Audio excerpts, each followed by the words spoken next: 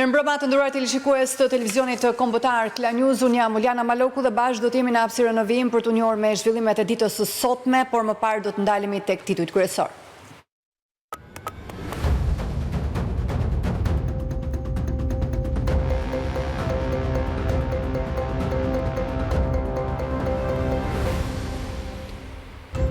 Një 64 vjeçar është vrarë me armë zjarri këtë mbrëmje në fshatin Plan të Lezhës. Gjovalin Prendi u qellua në lokalin e tij. Ai është babai i Roan Brahimi që u ekzekutua një vit më parë në Athinë. Edi Rama deklaroi në komunikimin e tij me ndjekësit në Facebook se më 11 maj Partia Socialiste synon të marrë më shumë mandate se sa ka aktualisht, duke ju referuar samitit më 16 maj. Tha se Tirana do të jetë epiqendra e politikës evropiane. Kryetari i Partisë Demokratike Sali Berisha ka deklaruar se Aleanca Opozitës do të jetë fituese nëse zhvillohen zgjedhje të lira. Nga Berati, ai përsëriti paralajmërimin për kryeministrin Rama për të mos ndërhyrë në procesin zgjedhor. Mbërrin në Shqipëri votat e para të diasporës. Zarfet me rreth 600 fletë votimi u vendosën në Parkun Olimpik, ku u shpërndahen në kuti sipas qarqeve. Kryekomisioneri i KQZ-s Seli Bashi deklaroi se janë të monitoruara 24 orë. Ka dështuar edhe përpjekja e dytë për konstituimin e Kuvendit Kosovës, shkaku bë mosarritja e kuorumit. Partitë opozitare refuzuan ftesën e drejtuesit të seancës për dialog për zgjidhjen e krizës politike. New York Times ka zbuluar se Izraeli po përgatitej të niste sulme ushtarake kundër objektivave bërthamore në Iran, por kjo media thot se ishte presidenti Trump që ndaloi planin duke zgjedhur rrugën e negociatave me Teheranin.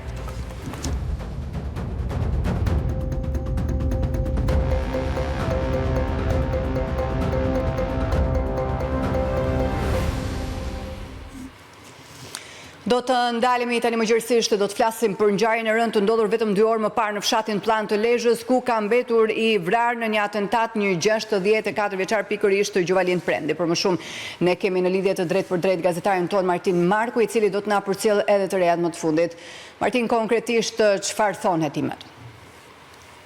Uliana, të përshëndes, në fakt deri në këto momente kanë dalë të tjera detaje sa i takon vrasjes së 64 vjeçarit Gjovalin Prendi, i cili u ekzekutua në mbrëmjen e sotme pikërisht në ambientet e lokalit të tij.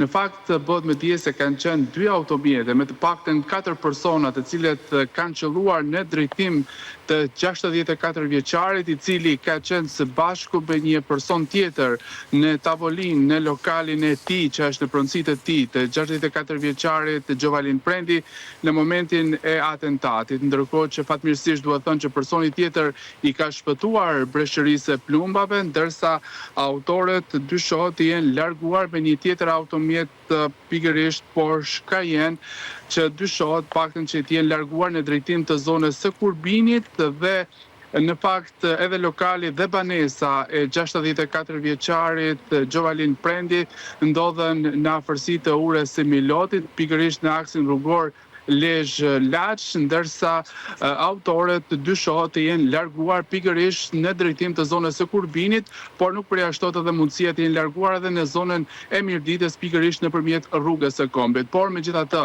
policia është vënë në ndjekjet e tyre dhe deri në këto momente nuk ka informacione dhe deri në këto momente të paktën nuk ka persona të arrestuar, pra të ndaluar si autor të dyshuar të kësaj ngjarje. Ndërkohë që policia ka arritur të sekuestrojë edhe kamerat e sigurisë të biznesit në pronësi të shtetasit viktimes, në këtë rast Gjovalin Prendi, ndërsa për të mësuar më shumë detaje sa i takon edhe mënyrës e ekzekutimit të 64 vjeçarit. Pista kryesore e kësaj vrasje, Martin?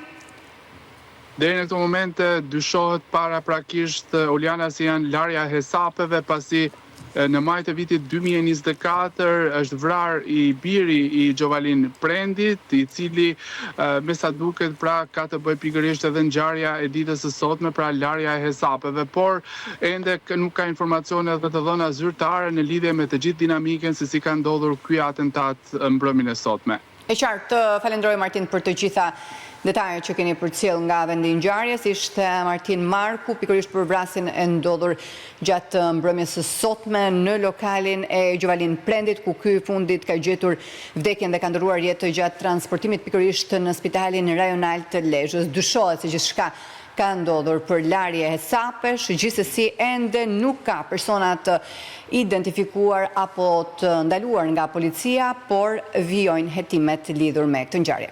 Vijojmë me të tjera lajme.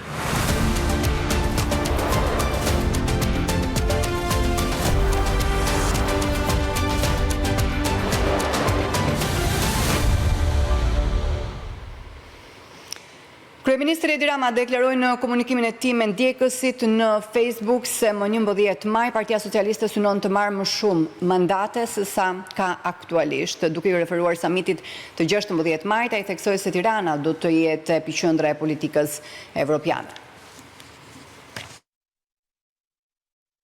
Kryeministri Rama ka paralajmëruar vizitën e kancelarit të ri Gjerman Merz më 16 maj në Tiranë.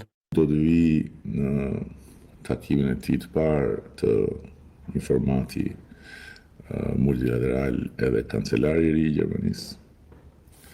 Dhe Shqipëria atë ditë do të jetë në vëmendjen e të gjithë botës. Orientoi emigrantët që kanë marrë zarfet drejt numrit 5 në fletën e votimit. Keni parasysh që vendoset një shënim kryq viz rreth, po brenda kuadratit ku shkruhet numri 5.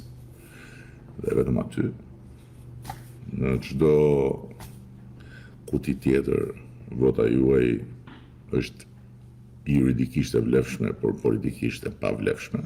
Në burg, sipas Ramës, nuk është as çereku i qeverisë, nga mbi 60 vetë që kanë qenë ministra në 12 vitet në pushtet. Qeveria ime është e gjitha në detyrë. Dakor? Në procese me drejtësinë kanë qenë dhe janë ish ministra dhe nuk janë asa qereku i qeverisë që unë kam sot në numër, pa harruar që unë kam pasur mbi 60 ministra. Ju referua non gratës nga Shtetet e Bashkuara për rivalin e tij Berisha. Por ja hoqën non gratën ti, keni në informacion ju Bufit. Ja hoqën ti non gratën, si shkoj punë e ti. Nuk është se ndryshon në gjë, se Bufit merret, po sikur nuk e kanë hequr duke. Pretendon më shumë mandate deputetësh se çka aktualisht. Ne do marrim më shumë mandate se ç'kemi. Se sa do marrim, do ta them me shkrim në Kuç, atje të vendi ku i lëu në shkrim, që pastaj i vën ata në kornisë. Kryeministri Edi Rama ishte në Peshkopi ku takua me vajza dhe gra, i theksoi se qarku i Dibrës do të fitohet nga socialistët 4-1. Kryetari i Partisë Socialiste Edi Rama u ndal në Peshkopi ku u takua me gratë edhe vajzat e qarkut Dibër. Ai theksoi se fal forcës së tyre, rezultati në 11 maj në këtë qark do të jetë 4-1. Tani unë këtë besoj që edhe mund të realizohet. Nuk kemi në asnjë vend ku mund të humbim një deputet, një të marrim më shumë këtu në Dibër, u bëm 75. Fal jush vajzave dhe grave të Dibrës në radhë parë. Dibra 12 maj do gdhijet roz. Teksa u kërkoi votën për pasaportën europiane, Rama krahasoi ecurinë e Shqipërisë me vendet e rajonit në rrugëtimin drejt integrimit. Malizi i ka hap negociatat për antarësim një vit para se ne të vinim qeverinë 2012. Serbia i ka hap negociatat në 2014. Maqedonia që e keni këtu Dibrën e Madhe afër, në 2005 ne negociatat i kemi hap vjet. Dhe nga kanë thënë për 3 vjet, do me thënë 2024-2027, nëse i bërit gjitha, ne i mbyllim. Ai përmendi edhe një herë mbështetjen që qeveria socialiste ka dhënë për reformën e drejtësisë, duke përmendur me emër edhe kreun e SPAK. Po e kishit dëgjuar ndonjëherë ju Altin Dumanin të thriste në një ta merrte mbytyje në një person të njohur? Ja. Po si u bë kaq i fort Altin Dumani? Sepse ne i dorëzum drejtësisë shpatën e ndëshkimit që i takon drejtësisë. Edi Rama rikujtoi investimet që qeveria ka bërë për qarkun e Dibrës, duke e afruar gjithnjë më shumë me kryeqytetin.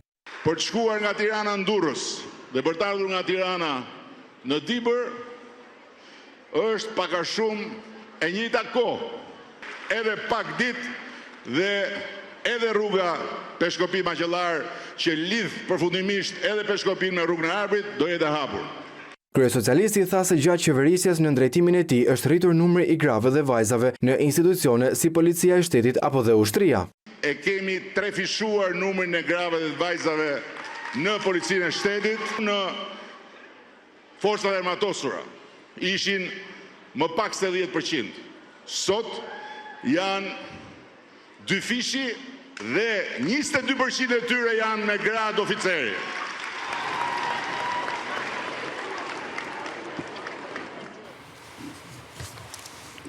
Kryetari i Partisë Demokratike Sali Berisha ka deklaruar se aleanca e opozitës do të jetë fituese në këtë zgjedhje. Nga Berati, ku ka prezantuar kandidatët e këtij qarku, ai ka përsëritur paralajmërimin për kryeministrin Rama për të mos ndërhyrë në procesin zgjedhor.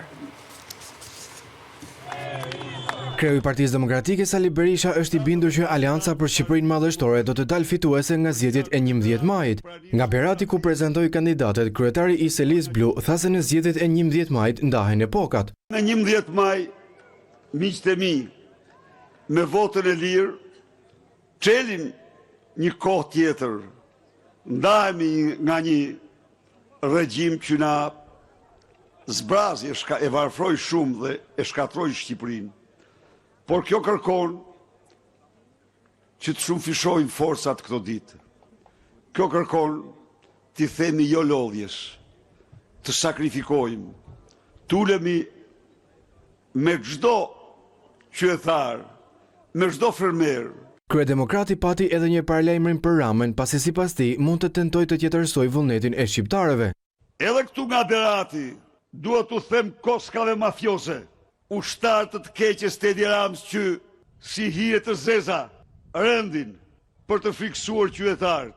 Mbi tokë vend nuk do keni.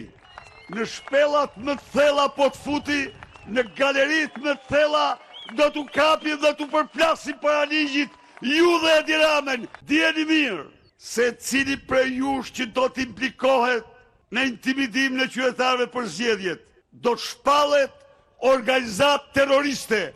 Berisha ritheksoi programin elektoral që sipas tij do të nisë nga minimumi jetik, rritja e pagave dhe pensioneve.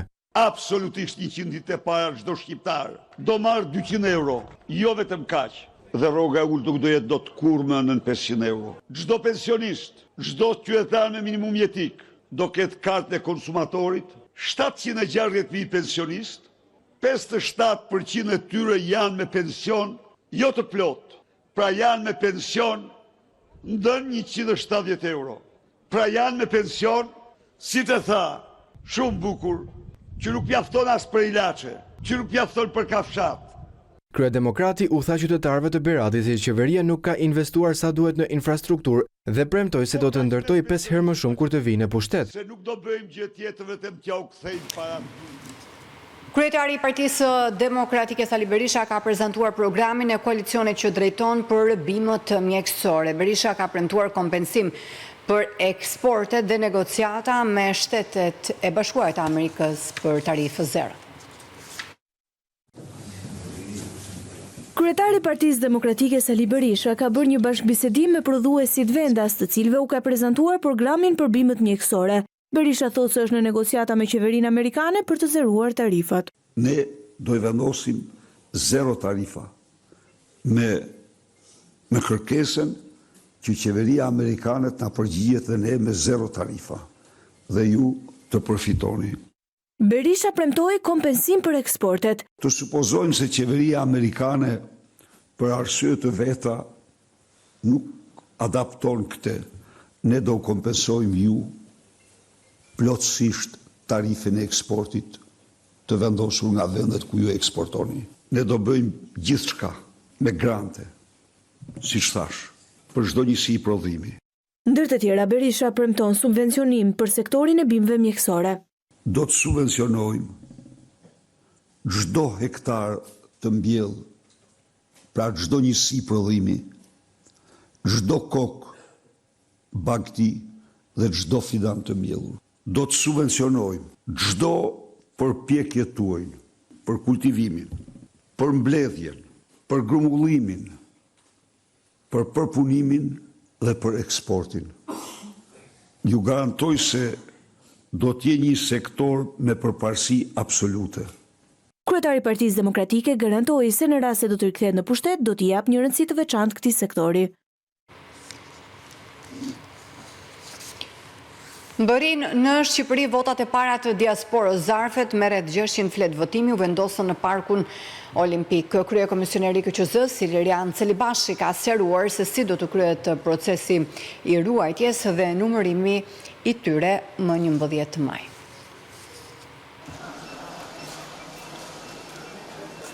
Mbëri në Shqipëri, 735 votat e para nga diaspora.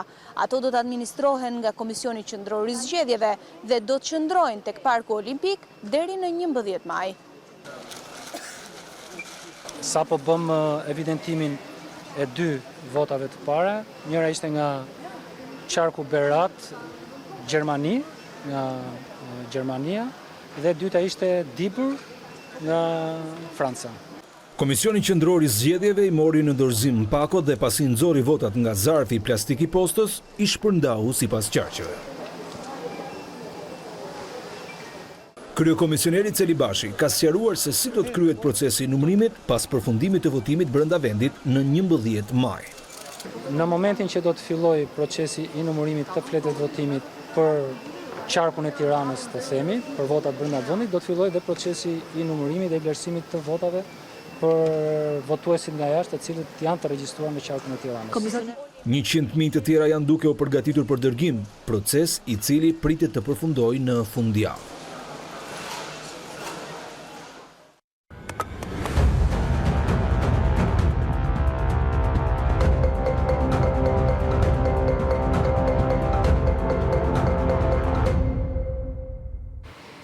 Nga Sofia, komisionerja për zërimin Marta Kos përmendi Shqipërinë si shembull të procesit të integrimit që ka hapur disa grup kapituj. Kosta se bashkëpunimi rajonal do të ndihmojë shtetet e rajonit të ecin më shpejt me reformat.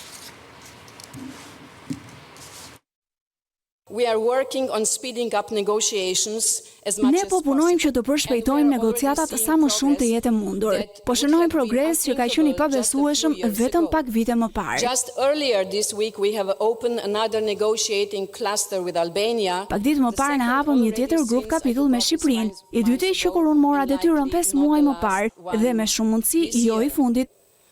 Në kaq pak kohë ne kemi hapur aq grup kapituj sa janë hapur në 5 vitet e fundit. Ne po ashtu do të mbyllim me shpejtësi grup kapituj të hapura tashmë, pasi në këtë mënyrë ky proces mund të ecë përpara. Që të arrihet sukses duhet udhëheqje e fortë për të vënë jetë reforma transformuese të integrimit. Kjo kërkon që të arrihen kompromise të vështira politike për të lënë pas konfliktet e së kaluarës dhe për të parë drejt së ardhmes. Kemi bërë të mundur që me sistemin e pagesave njësi përmarrës në Tiranë mund të transferojë të marrë para njësoj si në Vjenë e Dublin.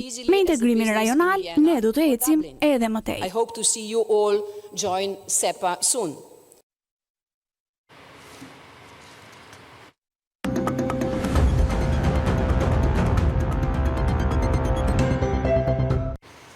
Eksportet në muajin mars të këtij viti u rritën me gati 5%, duke kapur një vlerë prej 35 miliard lek. Më të shumta ato kanë qenë me Kosovën, Greqinë dhe Gjermaninë. Muaji mars i këtij viti shënon një rritje me 4.9% të eksportit të mallrave krahasuar me të njëjtin muaj të vitit 2024 sipas të dhënave zyrtare. Vlera e tyre financiare në mars arriti në 35 miliard lek, ndërsa në 3 muajt e parë të 2025-s eksportet e mallrave arritën vlerën 100 miliard lek. Sipas Instat, gjatë muajit mars me rritjen e eksporteve prej 4.9% kanë ndikuar grupet minerale, lëndë djegëse, energji elektrike me plus 8.8%, ndjekur nga tekstile dhe këpucë me plus 1.2%, ushqime, pije dhe duhan me plus 0.6%. Referuar Instat, vendet me të cilat Shqipëria ka patur rritjen më të madhe të eksporteve në krahasim me marsin e 2024 janë Kosova me 83.1%, Greqia me 13.2% dhe me 11.3% me Gjermaninë. ndërsa me po të njëjtat shtete pati rritjet e eksporteve edhe në 3 muajt e parë të këtij viti. Sipas të dhënave zyrtare, shkëmbimet tregtare me vendet e Bashkimit Evropian zën 58.4% të gjithë volumit të tregtisë, ndërsa partnerët kryesor tregtar të vendit tonë si në Europë edhe më gjerë janë Italia me 28.9%, Kina me 8.5%, me 7.7% Greqia dhe shteti turk me 7.2%. Nga ana tjetër, importet shënuan në rënje sipas Instat për gjatë muajit mars, sidomos me shtete si Italia, Turqia dhe Gjermania, duke arritur në vlerën 74 miliard lekëve ose rënje me 1.4%. Subjektet që kërkojnë të kenë stacione plazhi kanë afat deri më 30 prill për të aplikuar. Sipas rregullores së re me përjashtim të plazheve në Bashkitë Fier dhe Divjak që nuk kanë hotele në afërsi të detit, në të gjitha plazhet e tjera të drejtën për të pasur shezlon do ta kenë vetëm strukturat akomoduese.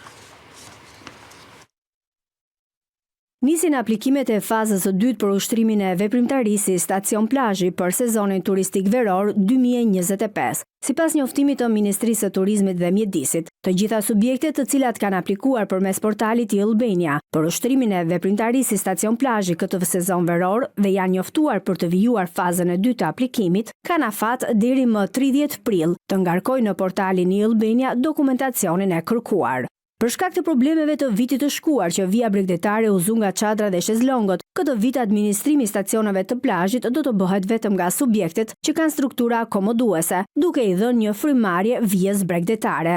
Në rregulloren e re të menaxhimit të plazheve përcaktohet se numri i çadrave do të caktohet në varësi të numrit të dhomave të deklaruara nga subjekti. Përjashtim bëjmë vetëm plazhet në Bashkitë Fier dhe Divjak, që nuk kanë hotele në afërsi të detit dhe stacione plazhi do të kenë baret dhe restorantet në afërsi të bregdetit që kanë kapacitet mbi 20 tavolina. Kushtet e reja që duhet të plotësojnë stacionet e plazhit përcaktojnë se plazhet ranore, çadrat dhe ndenjëset e pushuesve duhet të vendosen të paktën 10 metra nga vija e bregut të detit apo liçenit, ndërsa në plazhet shkëmbore duhet të respektohet një distancë prej 2.5 deri në 3 metra.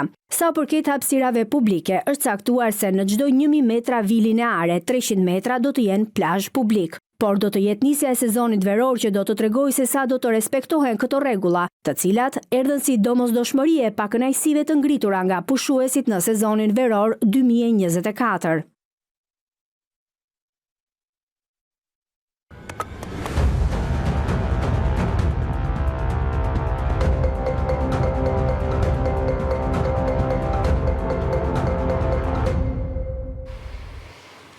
Besimtarët e krishterë dhe katolik në Prag të Pashkës do të zhvillojnë ritin e rëndësishëm të udhës së kryqit të udhëhequr nga arshipeshkvi i dioqezës Tiranë-Durrës Simzot Arian Doda. Ceremonia do të zhvillohet të premte në sheshin Nën Tereza në orën 20:30. Më 18 prill do të mbahet ceremonia e udhës së kryqit me rastin e të premtes së madhe, e cila i paraprin festës së Pashkës për besimtarët katolik. Po përgatitemi për udhën e kryqit që në javën e madhe, si tashmë nga disa vite, së bashku bëjmë të premten e shenjtë në sheshin Nën Tereza. Ky shesh që akoma më shumë na identifikon neve si katolik edhe për kremtimin e madh bërë nga Papa Francesku në 2014. Ky shesh në cilin edhe neve dëshirojmë të mbledhim energjitë, fenë, uratën tonë, sepse fitoria e Krishtit mbi vdekjen, mbi padrejtësinë, mbi të keqen, të jetë në një farë mënyre edhe me bashkëpunimin tonë. Simzot Arian Doda i fton besimtarët që t'i bashkojnë kësaj ceremonie që do të mbahet në sheshin Nën Tereza. Ju ftoj të gjithëve që të mblidhemi në orën 20:30 të premten me datë 18 në sheshin Nën Tereza, e kështu që së bashku të përjetojmë si popull i Zotit në Ecë në këtë vit jubilar, hire që Zoti na dhuron nëpërmjet kryqit të Tij shenjtë, kryqit shërues, bekues, çlirues, kryqit shenjtërues. Udha e kryqit është një ditë e rëndësishme për të gjithë besimtarët e krishterë dhe kremtohet gjithmonë 2 ditë para festës së Pashkës, që shënon dhe ngjalljen e Jezu Krishtit.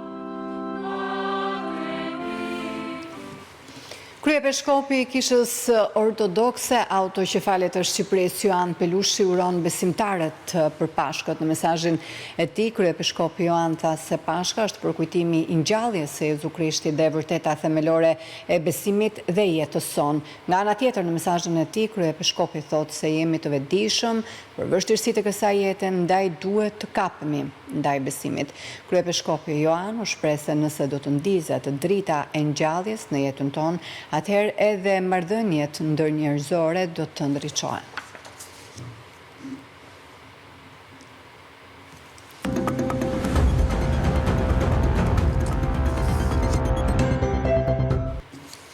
Ka dështuar edhe përpjekja e dytë për konstituimin e kuvendit të Kosovës. Shkaku bë mosarritje e kuorumit. Partitë opozitare refuzuan kështu ftesën e drejtuesit të seancës për dialog për zgjidhjen e krizës politike. Ka dështuar sërish seanca për konstituimin e kuvendit të Kosovës. Me të një seanca, kryesuesi Avni Dehari ka kërkuar konsultim me partitë politike. Që së bashku të thras përfaqësuesit e partive politike që të konsultohemi se si do të vazhdojmë tutje.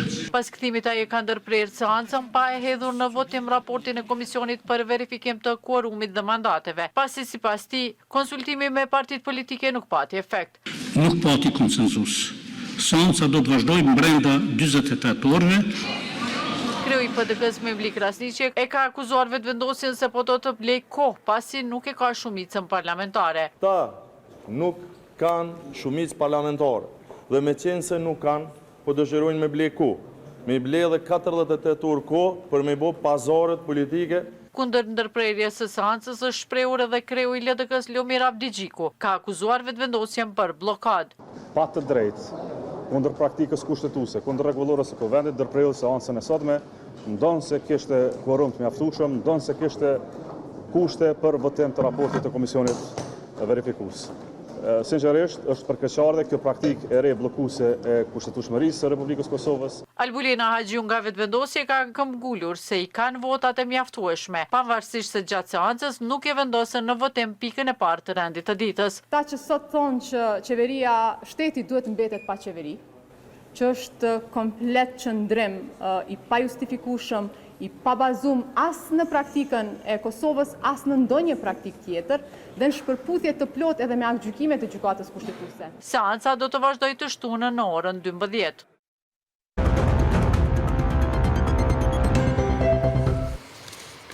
Ka përfunduar restaurimi i banjës antike et Quintum në Elbasan kompleksi, në brenda shesh po kthehet në një atraksion të preferuar për turistët. Në bradashisht të Elbasanit, për gjatë vijës e Gnatja, ka përfunduar restaurimi banjave antike të At Quantum. Ky është një monument i kategorisë së parë, ndaj më të rrallët dhe i vetmi i mbijetuar në Ballkan. Punimet konsistuan në qepjen e çarjeve të mureve me metodën e injektimit, pastrimin e mureve, konsolidimin e tyre me llaç të fortë, njësoj si ai origjinali, konsolidimin e tërë strukturës, pra mbërtimin e strukturës për të mos pasur probleme në të ardhmen. Ky investim është me rëndësi jo vetëm për ruajtjen e monumentit, por edhe për zhvillimin e turizmit në zonë. Është një vlerë e shtuar për turizmin, jo vetëm për qytetin e Elbasanit, po për mbar vendin. Ka interes për vizitimin e këtij monumenti, por edhe një interes të shtuar dhe turistë të shtuar, numri i turistëve është shtuar në 2-3 vitet e fundit, për shkak pse jo dhe të investimeve që janë realizuar këto vite për restaurimin e monumenteve të rëndësishëm, siç është At Quintum, Muzeu Etnografik që sapo përfundoi dhe monumente tjera. Ky kompleks është ndërtuar në shekullin e 2 pas Krishtit dhe vazhdoi të banohej deri në shekullin e 4 pas Krishtit. Ky vend u gërmua gjerësisht në vitin 1968 dhe nga këto gërmime u zbulua një vilë, si dhe banja e ruajtur jashtëzakonisht mirë. Në këtë moment e ka publicitet.